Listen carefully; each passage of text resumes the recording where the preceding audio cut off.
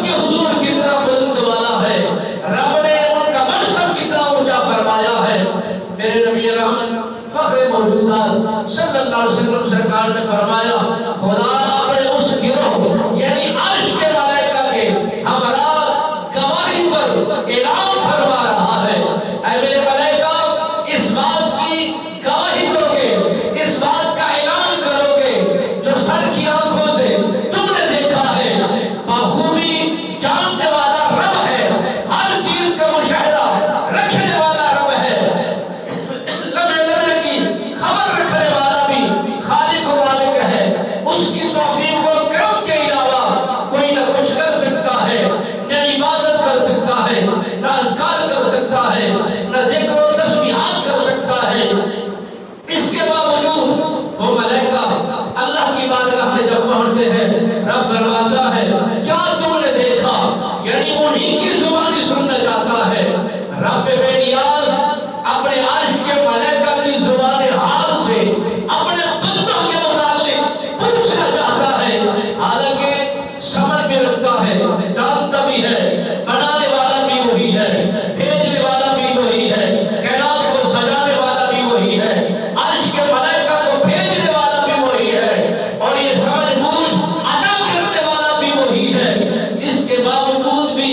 عرش کے ملائکہ سے رب نے پوچھا وہ میرے بندے کس حال میں ہے، کس حوال میں ہے، کیا کر رہے ہیں، مشغول کیا ہے، مصروفیات کیا ہے، کرتے کیا دیکھا ہے۔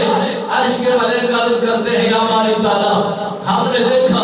وہ تیری تسبیح بیان کر رہے ہیں، ہم نے دیکھا وہ تیرا ذکر کر رہے ہیں، ہم نے دیکھا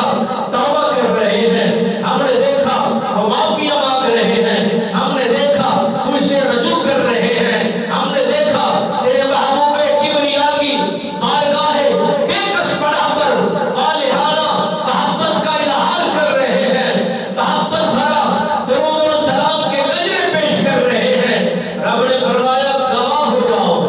میں نے انہیں بخش دیا ہے، ان کی معافی عطا کر دی ہے، ان کے توبہ کو قبول کر لیا ہے، ان کی بخشش کا اعلان کر دیا ہے، اور ان لوگوں نے جو مانگا ہے مولا ہم نے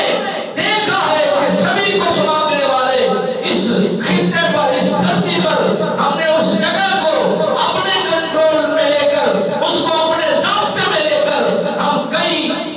عرصہ کتنا دن کتنے لمحے کھڑے ہو کر انہی کی تعریف کو سنتے رہے، انہی کے اذکار کو سنتے رہے، اسی کی بیان کردہ زبان کو دیکھتے رہے۔ میرے خالق و مالک نے فرمایا میں نے سبھی کی معافی فرما دی ہے۔ ان آنے والے ملائکوں میں سے ایک فرشتہ بول اٹھا کہ یا باری تعالیٰ جو ماننے والے تھے، جو سمجھنے والے تھے، جو کرنے والے تھے، سبھی لوگ مقیم تھے، انہی کی بات کو سمجھ میں آتی ہے۔ چند لوگ بھی ایسے تھے جو مہمان کی صورت میں آئے تھے، جو مسافر کی بیعت پر تھے، وہ بھی آ کر انہی کی رفاقت میں بیٹھ گئے، انہی کی قربت میں بیٹھ گئے۔ رب نے فرمایا جو لمحہ بہ لمحہ آ کر میرے ان صالحین کی قربت میں بیٹھا، انہی کی مجالس میں بیٹھا، انہی کی رفاقت میں بیٹھا، ہم یہ نہیں دیکھے